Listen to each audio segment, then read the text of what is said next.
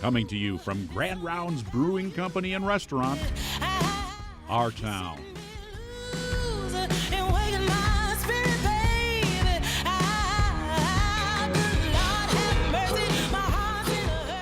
Back with you again from Grand Rounds in Rochester. Thanks for being here. Curling.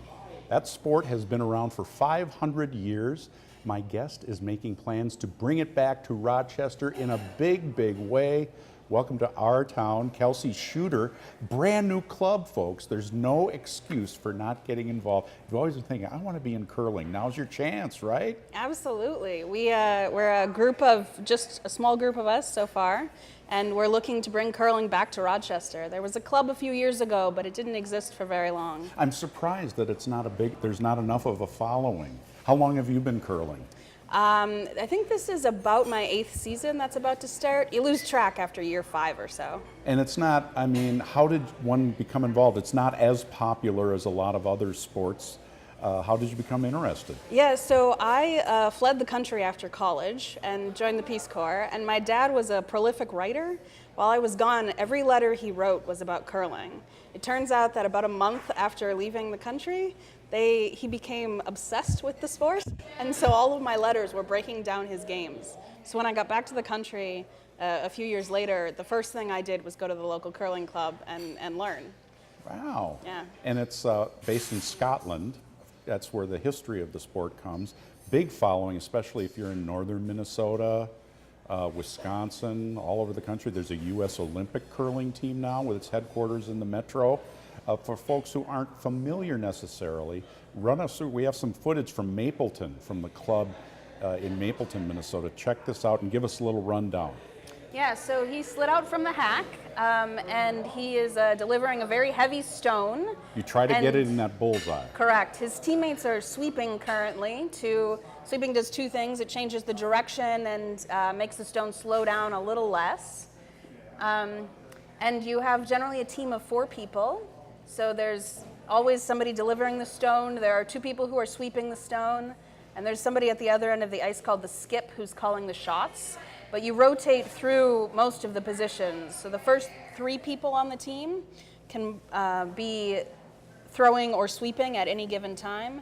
And the skip stands in the house until they go to throw their last 2 stones. So if somebody's watching this right now and says, I have never ever done any of this before, but it looks kind of interesting, can you find a place for them? Yes, absolutely. So as we mentioned at the beginning, we're starting a curling club here in Rochester. So our kickoff event is actually Monday. It's going to be at the Freight Yard up on Civic Center Drive. And we're going to have a big party. We're going to tell people about curling, and we're going to introduce them to our first 2 opportunities to learn how to do the sport, which will be in November. So it's perfectly okay, no experience required, not hockey skating or anything. You kind of slide. I have done it. I must say some certain beverages were involved along with it, so I wasn't exactly an athlete doing it, but you kind of slide along the ice, and then a lot in the technique of letting go of that heavy rock and trying to aim it. There's really a lot of strategy involved. Yeah, there's a lot of strategy. People call it chess on ice. Oh, really? Yeah. Because those stones don't go away. They stay there, right? Yeah. If they make it into the official field of play, then they stay in play for the entire round while all 16 stones are being thrown. And then there are points that you get? Yeah, so the point system is sort of like bocce. So the team closest to the center scores a point. If you have 2 or 3 stones closer than your opponent's closest stone, then it scores. And any stone in or touching those rings, the bullseye looking thing at the end of the rink, will count for points. And how long does the usual match take, or how far do you play up to? So you throw all 16 stones down to one end. That's called an end. And games last between 6 and 10 ends, depending upon how what kind of level of play that you're at. You brought some of your equipment along, your shoes. I did. That are kind of unique to the sport there. Yeah, so curling shoes have just flat rubber bottoms, and so this allows you to get as much surface area on the ice as possible. And then they also, for the foot that you're going to use to slide, have a removable rubber piece, and underneath is a solid piece of Teflon. And the Teflon is what allows you to slide. Fascinating. And your broom, it's not your typical broom. It's kind of flat on the bottom, see? Yeah, guess, exactly, right? exactly. And so the broom, this surface area is what you sweep on the ice with, and the whole purpose is to actually warm up the top surface of ice just a fraction, which reduces the friction of the stone moving down the ice. Okay, last few seconds. Again, Monday, when and where? Monday, 7 o'clock, the Freight Yard, and come join us. Great. Kelsey Shooter, this has been fascinating. Thanks for joining us. Thank you.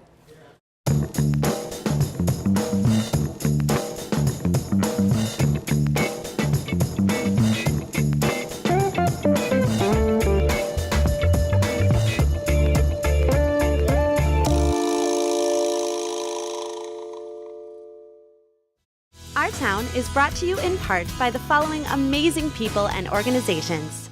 The new Clements Subaru proudly partners with award-winning KSMQ Public Television. Clements Subaru of Rochester. Clements' clear value promise is to make buying a Subaru fast, fair, and simple. The Minnesota Arts and Cultural Heritage Fund and the citizens of Minnesota. And the members of KSMQ Public Television. Thank you. Curling, what a throwback sport. Good luck to Kelsey and her group. Stay with us for more stories about Rochester. National Night Out is an event designed to help us get to know our neighbors and do a little crime fighting as well. We join one local neighborhood at this year's event. We find out more about Archibald Moonlight Graham, and we talk about trees. Does Rochester want more of them? Up first, we spend a fun afternoon at the Olmsted County Free Fair. Find out what happens at this iconic summer event in this week's Our Culture segment.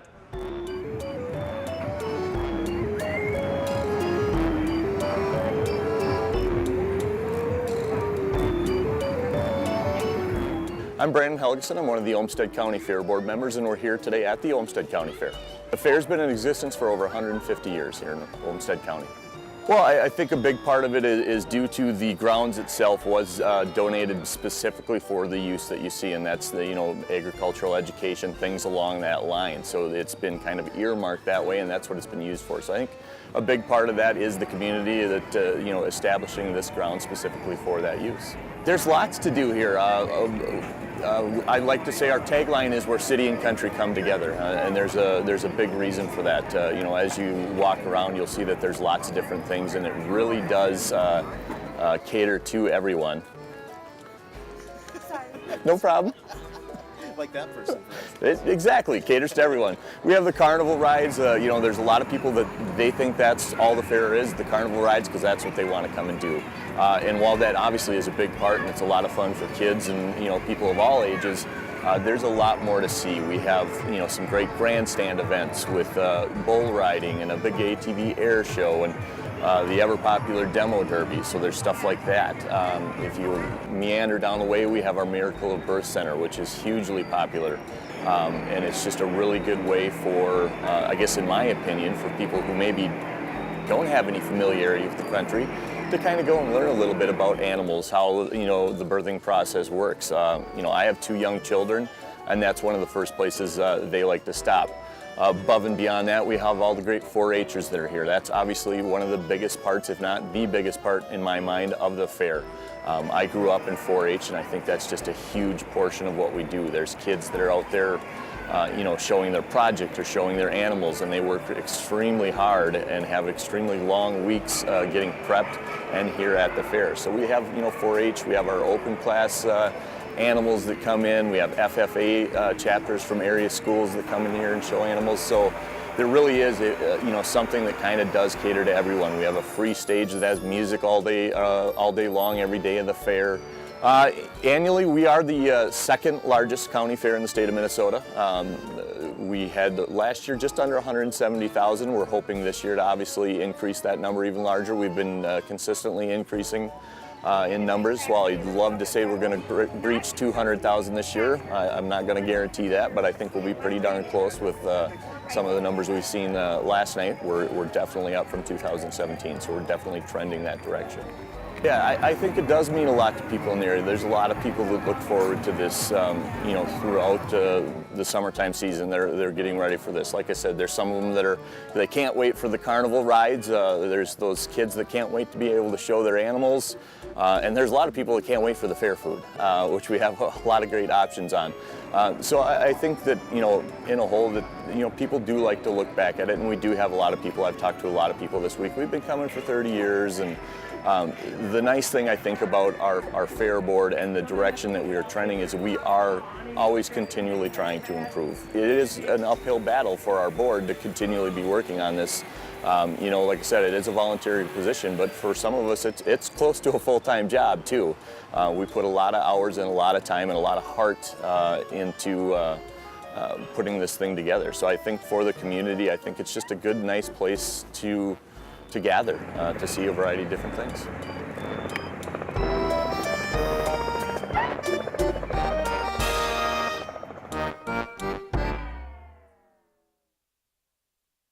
For more information about this story and other Our Town features, connect with us on Facebook, Twitter at KSMQ #OurTown, or ksmq.org/OurTown.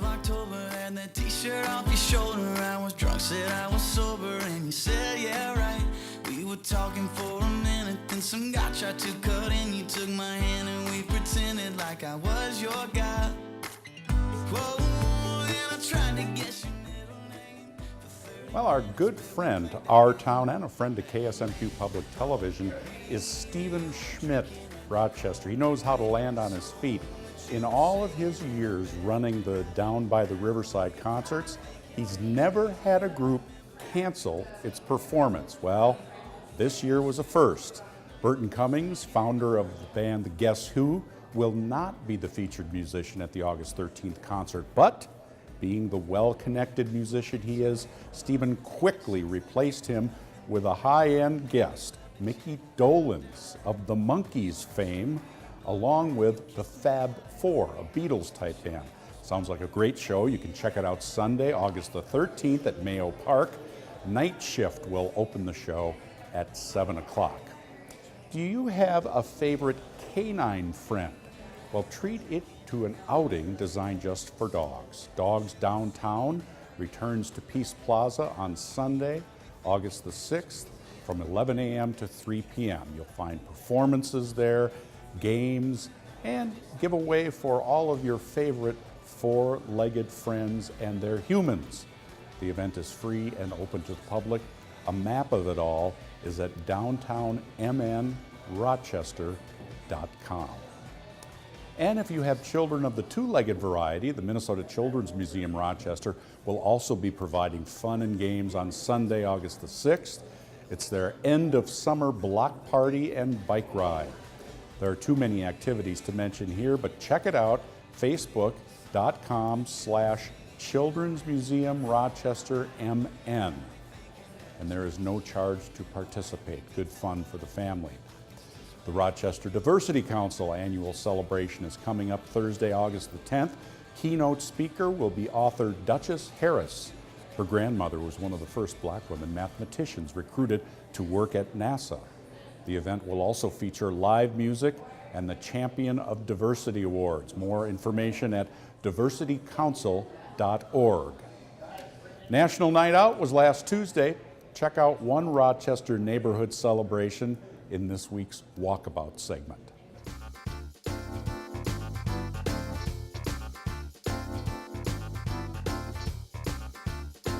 Hello, welcome to Our Town Walkabout this week. My name is Rory Lenton, and I'll be your guest host for this evening. Tonight we're celebrating National Night Out. As you know, there's a night out that people across the whole nation get out, get to know their neighbors. Actually, we've won a couple of awards for our National Night Out. We've had the mayor here, elected officials, fire trucks, sheriff. We're just getting set up right now, but I'd like to take you over and introduce you to some of our block captains and see what they had to do to get this going. Follow me. Hey, Dave, how many people expect here tonight? We've had 100 in the past. With the weather tonight, there'll probably be less than that. We just get together as block captains and see what we're going to do and how we're going to plan it. And Jill usually prints out a flyer, and then we distribute those to all of our groups. Each one of us captains have like 16 homes. What's your guess of how many years we've been doing it? Well, we've been here for 13, so at least 13. At least 13 years? Yeah. Jill, how many homes do you have in your block? 1, 2, 3, 4, 5, 6, 7, 8, 9, 10, 11. How come you do this? Well, I think it's important to get to know your neighbors. Okay. And to be able to monitor Cop Talk Live, see what crime is happening. Yeah, explain a little bit what we you can do there with the Cop Talk Live. Every morning you get an email that lists the incidents throughout Rochester. So I always look for anything that's happening in our area. It's a police report. Yep. So why do you do this? I'm happy to do it. It's an opportunity for me to get to know the neighbors, and I'm out walking all the time, so it's just nice to be able to meet them on a personal basis and get to know people. This is Rory Lenton, your guest host for Our Town Walkabout. Karen. Provide shade, beauty, and oxygen. We will have more. We're talking to these folks about a grand plan for Rochester trees coming right up. Our past, remembering what made us who we are today. Brought to you by the History Center of Olmsted County. Field of Dreams fans often journey to Calvary Cemetery in Rochester to visit Archibald Graham's gravesite. Graham played one Major League Baseball game with the New York Giants against the Brooklyn Dodgers on June 29, 1905, and Burt Lancaster portrays Graham in the famous movie. His nickname, Moonlight, was bestowed to reflect his enrollment in medical school while playing minor league baseball. Graham batted a .335 average and won a 1906 batting title in the New York State League. Although not a Rochester native or resident, Graham possessed an important connection to the city. He married Alicia Madden of a prominent local family with deep pioneer roots in 1915. They visited Alicia's hometown often. Graham enjoyed visiting Mayo Clinic, observing surgeries, and visiting with other medical professionals. He was also a Mayo Clinic patient. Graham died on August 25, 1965, at 88 years old.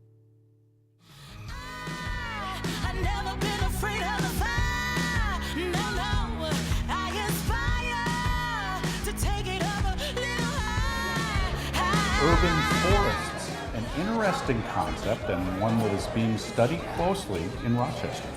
Barb Hudson is a member of Rochester's Committee of Urban Design and Environment, and Jeff Haberman is the City of Rochester's forester. They join us today. Welcome. Hi. So here there is a new ordinance about trees out. Can you tell us a little bit about that? Well, there's not actually an ordinance out yet. The City Council has requested that the Committee on Urban Design and Environment come up with an ordinance that preserves and protects our trees, especially our older shade trees and environmental trees that serve us in our community. Why is it necessary? Well, as you mentioned at the onset of the interview, that trees provide many benefits to our communities. And so this ordinance would be aimed at trying to help preserve trees within city limits of Rochester. So we're losing them, or we want to protect what we have as an asset to the history of the community? Absolutely. Yes, we are losing them to development constantly. And actually, a lot of people don't think about trees as part of economic development or as economic goods. And like we mentioned before, it's good for oxygen, obviously, but it also increases property value and other things like that. How is this would this ordinance work alongside some of the economic development plans or environmental development plans in town? Well, I think it would be an adjunct to all of that. Before we get a tree preservation ordinance, what I'd like to do is present what we have already developed in our queued process. We've developed a letter to support a tree canopy assessment for the city of Rochester, because that's really where we have to start. Whenever you have any big event or big plan coming up, whether you're remodeling a house or having a wedding, you have to gather all the facts, see what you've got, and say, okay, what have we got, and then where do we go from here?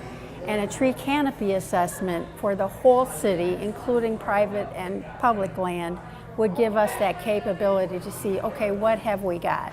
And then develop ordinance to say, what kind of ordinances do we need to develop to protect and develop in areas that we want to make our community stronger and more vital. What is canopy? Is that a tree term about the whole city? What does that really mean when you talk about canopy? Canopy cover is that portion of the city that is protected by the canopy of the trees that are within our city. And you mean the overview? I don't know how that relates when to you're trees. looking down from the top, okay. How much of our impervious surface is covered by canopy? Pervious or impervious. But obviously when trees cover impervious surfaces, tar roads, sidewalks, buildings, then they have a more dramatic effect and provide more benefit back to the community. And how are we doing in terms of our tree canopy currently? We have not had a tree canopy assessment done, so that is one of the reasons that we're trying to accomplish that. But some statistics say that we have about 26 or 7% canopy cover currently, and the national average that most progressive communities strive for is about 40%. And so that makes it more, what's the advantage to being 40%, do you think, versus 25 or 30? Well, one of the best benefits that trees provide back to a community is their ability to help mitigate stormwater. I'll use that as an example, because trees hold rainwater every single time it rains. And if we had no trees in our town, we would need an untold amount more of stormwater facilities to handle the runoff. Trees actually act as giant water reservoirs and hold water and release it more slowly to the ground so that we don't need these stormwater infrastructures to deal with it. They also improve the soil so that water can percolate down instead of running off and creating water quality issues. And of course, trees remove pollutants from our environment, and they help cool city environments. And so those are both big benefits that we can get. I just thought they were nice to look at. Well, and they are nice to look at, and because we are the Destination Medical Center, they provide aesthetically and health-wise something that we just can't afford to do without. Those trees provide health benefits to us.